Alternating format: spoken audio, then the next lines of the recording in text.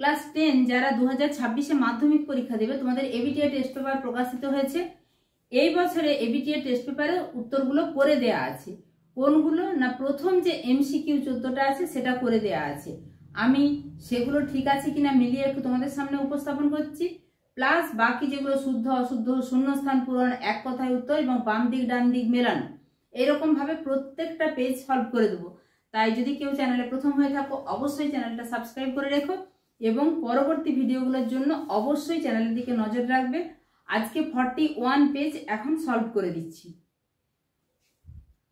দেখো ABTA test paper, সেখানে 41 পেজের প্রশ্ন।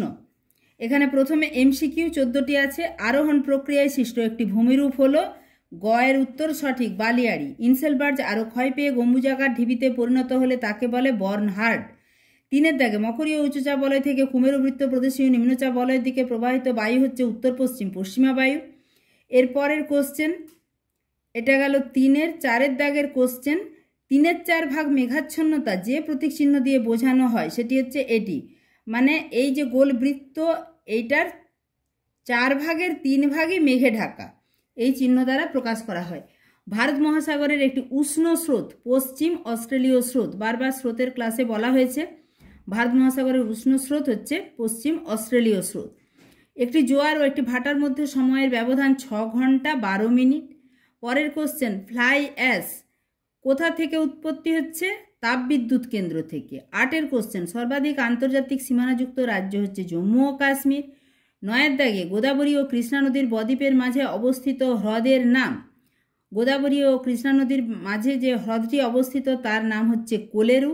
ভারতের মৃত্তিকা সংরক্ষণে গৃহীত একটি পদ্ধতি হলো ফালি চাষ।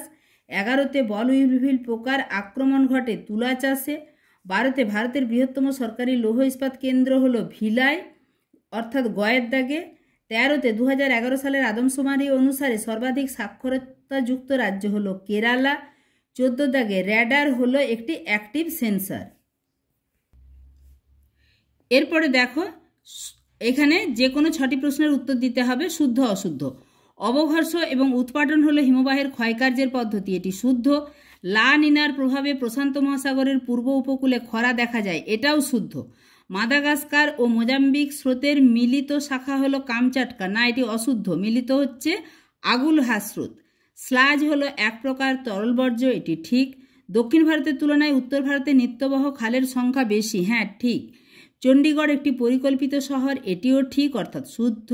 উপগ্রহ চিত্রের স্কেল সর্বদা একই থাকে, না বিভিন্ন সময়ে পাল্টে যায়, উচ্চতা অনুসারেও পাল্টাতে থাকে, তাই এটি অশুদ্ধ।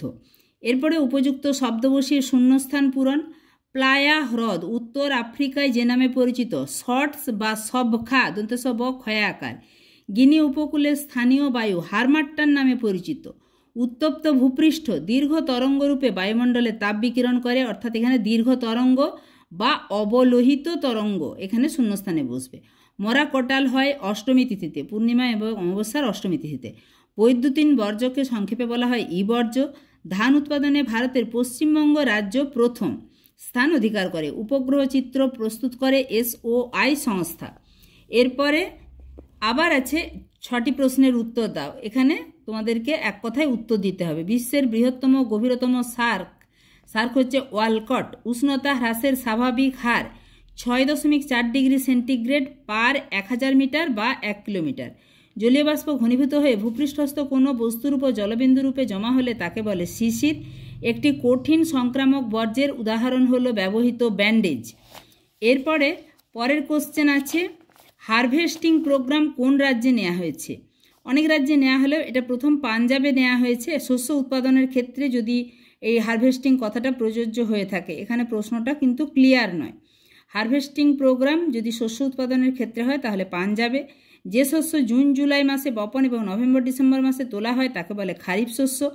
কুমায়ুন হিমালয়ের হিমবাহ সৃষ্টিকারী হ্রদগুলিকে কি বলে?